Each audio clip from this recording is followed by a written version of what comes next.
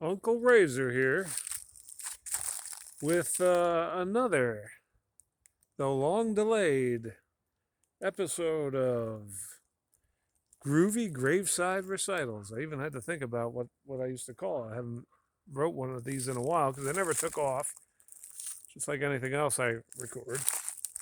Until I'm long dead, then you all realize how genius all my videos are, and then it'll be too late, just like all the other tragic artists that died penniless, penniless. I don't know. It's just. But I found this graveyard. I'll just give you it's very small. You can hear the dogs barking. A more modern neighborhood grew up around it. This was probably deep in the woods or farmland at one time. And so this is the whole thing. It is surrounded by, your typical New England stone wall and some, these are modern houses. These aren't historic houses around here. Though there may be some a little further out, but a tree just fell over here. We did have some sort of storm. This one landed here and did take down a couple of gravestones, sadly. You can see this one right here. That one got chipped, I think. And it's the onset of time, and all this will perish one day, along with us. Actually, all this will perish, and we'll survive. Either in hellish plains or heavenly ones. But yeah, this is just material, clay, just like our bodies return to. And so, without further ado, I'm going to read about two or three of these gravestones because they tend to seem. Well, there's a woman who helped me to find the way in here because oh no, that's all right. Anyways, so I'm just going to read this one right here. It's fallen. Lovely, lovely, you know, carving epitaph. So it says, "Alas, how changed that lovely flower, which bloomed and cheered my heart. Fair fleeting comforts of an hour, how soon were cut to part." Well, that is good. Good stuff, kid. That's the stuff you want. That's what you want right there. That's the wife of George G. Foster. Died in 1859 there, kid. Now, there's that one. Now, let's go over here. I read a really nice one over. I mean, there are some good ones in here. Look at this.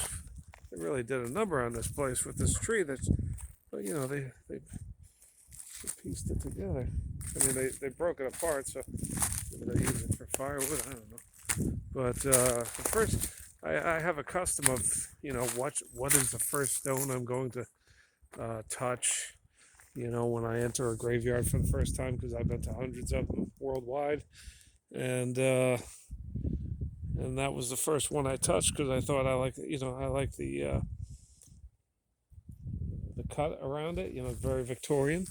And then you have this here. Oh, I just love pointing up, reminding people that's where I am, up in the heavens. Hopefully, can't be sure, but we can't be sure. Maybe he or she knows by now. Actually, that is a wife's grave too. Now, where's this other grave? I saw that had some good inscriptions.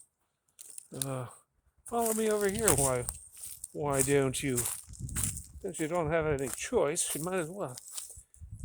Careful not to step on fallen gravestones here. Now, here's another one. Oh, this one I read already, and this is the one that made me decide, I got to break out the groovy graveside recitals again here, folks. So this one here, lovely. You got your, these are nice. I forget what you call these, fruitalays or somebody tell me down in the comments. But anyway, so the children of the late John H. and Maria S. Peterson. And this one's nice, you know. Oh, well, this is our father's grave, I think, actually. So anyway, it says, "Your sighs will be hushed, your tears wiped away, while I am forgotten and turning to clay." You know, like that. Your sighs will be hushed, your tears wiped away, while I'm forgotten and turning to clay. Right there. That's where he's turning to clay, right there, folks. Probably already clay by now. But yeah, so here's a beautiful graveyard. That's about it. You know, really good stones. Maybe I'll walk to the other end. I just got in here when I started recording, and you know, maybe I'll read one more and call it quits here. I see another nice one of slate stone. That's my kind of stone right there, kid. This is the stuff that, you know, it just looks as good as it did when they first were carved. They didn't know back then when they were carving all this stuff, you know, which was gonna age better, because they were experimenting with different stones. But this aged terribly, you know.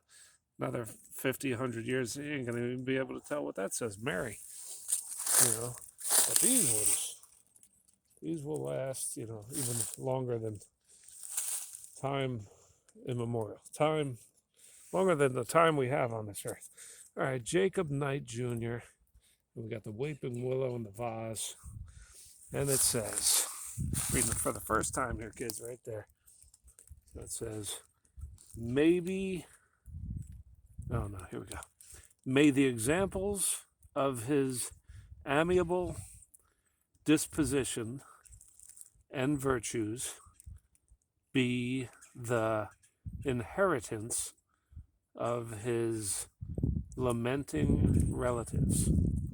So may the examples of his amiable disposition and virtue be the inheritance of his lamenting relatives. Well, you know, lamenting. I know all those words, and you'll have to look them up. But this one's pretty nice with the sun, right? You know, going on down on it. It says Stephen Knight. Can you read that whole thing? All right. Let's see. Beneath this stone here lies interred an upright man who seldom erred. He rests in peace, and with the just shall rise in glory from the dust. So a little bit of that is starting to wear away. There's some sort of molds. It seems to have eaten away at the stone wall. So that's it, you know. That's it, folks. I mean, there's other ones, but you get the idea. I'm out of here. Thanks for joining me on another groovy graveside recital. Keep it groovy.